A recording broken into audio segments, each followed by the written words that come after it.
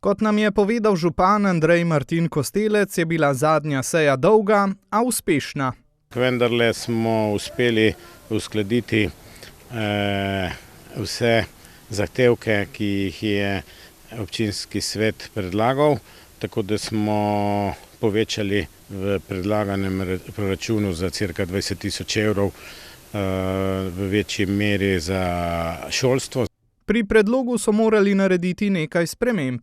Smo pa iz proračuna izvzeli načrtovane investicije za ceste, ker smo predvidevali za to zadolževanje in glede na to, da ni bilo volje, da bi se občina za to zadolžila, smo to investicije umaknili in bomo naredili verjetno samo eno cesto v letošnjem letu. Na naslednji seji sredi marca upa, da bodo v drugi obravnavi proračun, ki predvideva 5,5 milijonov evrov prihodkov in odhodkov, le potrdili.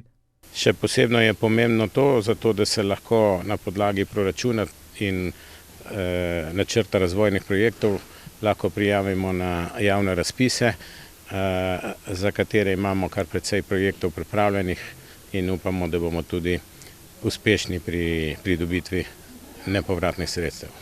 Proračun sicer za naložbe predvideva 3 milijone evrov. Pomembnejši projekti so dograditev in obnova kulturnega doma. Za ta projekt predvidevamo 700.000 evrov približno. Potem drugi pomemben projekt je kanalizacija v aglomeraciji Vesela Gora. V tem projektu je predvidena poleg kanalizacije tudi ureditev ceste.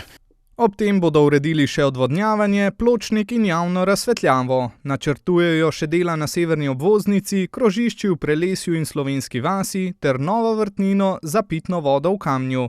Marca bodo odprli zdravstveno ambulanto in tako pripeljali zdravnika v svoj kraj.